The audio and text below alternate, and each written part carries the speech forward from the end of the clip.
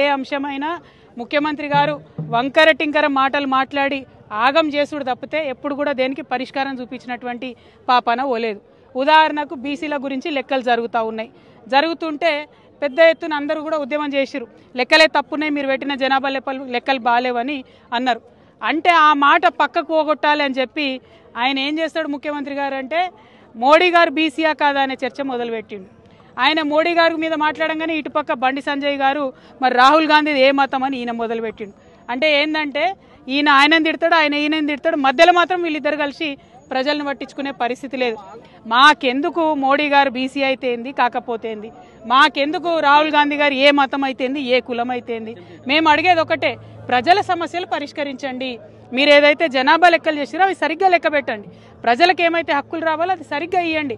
మీరు బిల్లు పెట్టండి, కాంగ్రెస్ వాళ్ళు బీజేపీ వాళ్ళు దాన్ని పాస్ చేయండి. ఇది చేయకుండా ఈ మోడీ గారిది ఈ మతం అని ఒక ఆయన, ఈ కులం అని ఒక ఆయన, రాహుల్ గాంధీ గారిది ఆ కులం అని ఒక ఆయన, మాకెందుకండి? మీరు ఇద్దరు కలిసి ఆడుతున్నటువంటి నాటకం ఇది, డ్రామా ప్రజలకు అర్థమవుతా ఉన్నది. అందుకనే ఇవాళ ప్రతి ఒక్కరు బీఆర్ఎస్ పార్టీని, కేసీఆర్ గారిని గుర్తు చేసుకుంటున్నారు.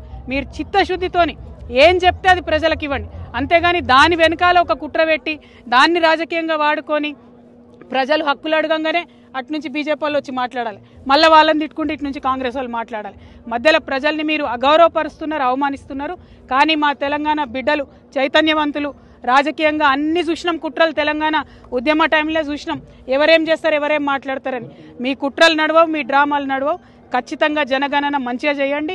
ఇవాళ రెండో రోజు జనగణన స్టార్ట్ అయ్యి ఒక్క అడ్వర్టైజ్మెంట్ లేదు, ఎక్కడ ఊసు లేదు.